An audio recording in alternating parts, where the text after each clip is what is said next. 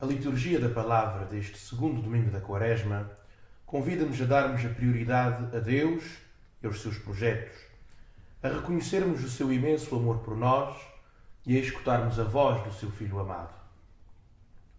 A primeira leitura coloca diante dos nossos olhos a incontornável figura de Abraão, pai dos crentes e modelo da nossa fé. O pedido do sacrifício do seu filho tem de ser compreendido no seu contexto próprio, numa sociedade em que muitos povos sacrificavam os seus primogênitos, muitas vezes em situações desesperadas. No entanto, o Deus de Israel repudia estes sacrifícios abomináveis. A morte de alguém nunca está em sintonia com o seu querer. Ainda assim, o autor sagrado atreve-se a sugerir que Deus poderia ter pedido a Abraão tão grande sacrifício. Não para nos dizer que esse é o modo de Deus atuar, mas para sublinhar a fidelidade de Abraão, que erradamente, mas em boa fé, pensou que Deus lhe poderia pedir o sacrifício do filho. Este homem acreditara sempre e sem reservas no Senhor.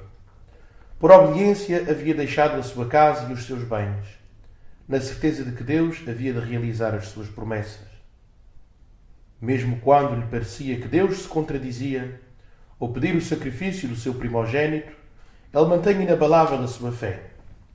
Parece que o Senhor, depois de o ter privado do seu passado, o quer privar também do seu futuro. Mas não. A prova é interrompida no momento derradeiro e o centro da leitura passa do sacrifício do filho para a profundíssima fé de Abraão, que nesta primeira etapa da Quaresma nos é proposto como modelo. Somos convidados a perguntarmos-nos: Deus tem a prioridade absoluta na nossa vida? No nosso mundo, o Senhor é tantas vezes relegado para um lugar secundário. Que espaço lhe damos? Quais são as nossas preferências? A fé orienta os nossos caminhos ou é um passatempo para as horas vagas?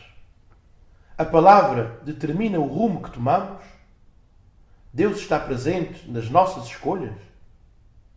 Quando tudo nos parecer perdido, não nos esqueçamos de que o Senhor só pode querer o nosso bem.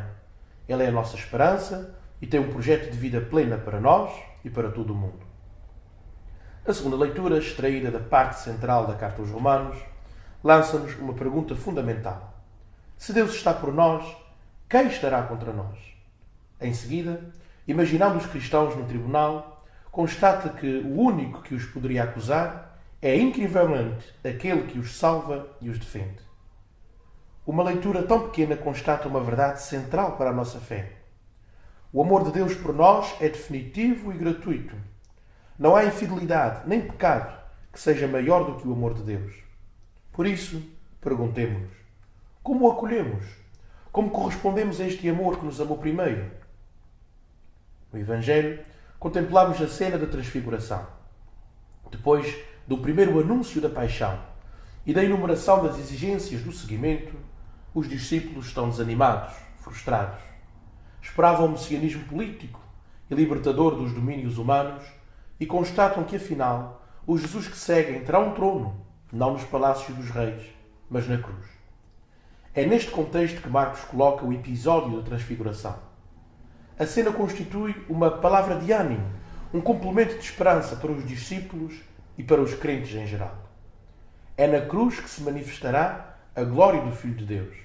Uma cruz que não é um fim em si mesma, mas uma ponte que une o céu e a terra, que é promessa de glória, de imortalidade e de ressurreição. Esta maravilhosa página de catequese está construída com riquíssimos elementos provenientes do Antigo Testamento. O monte é espaço de revelação e de encontro com Deus.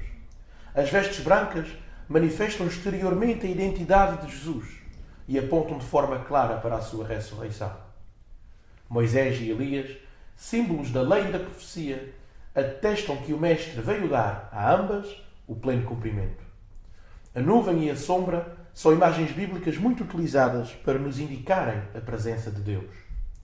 As tendas lembram a festa do mesmo nome, na qual se recordava que o povo habitava em tendas no deserto. Todos estes elementos querem ajudar-nos a responder a uma pergunta fundamental: quem é Jesus? A resposta não se faz esperar. O autor deixa claro que Jesus é o Filho amado de Deus, em quem se manifesta a glória do Pai. A cruz não será a palavra final, mas uma promessa da ressurreição. Uma existência feita dom não é um fracasso, mesmo que tenha de passar pela cruz. É na doação que, ao jeito de Jesus, havemos de encontrar o sentido da nossa vida. No mundo onde imperam os esquemas egoístas, esta lógica parece ter dificuldade em avançar. Não desanimemos. Doemo-nos permanentemente. Amemo-nos até às últimas consequências. Não queiramos ficar no monte, alienados dos problemas e preocupações do nosso tempo.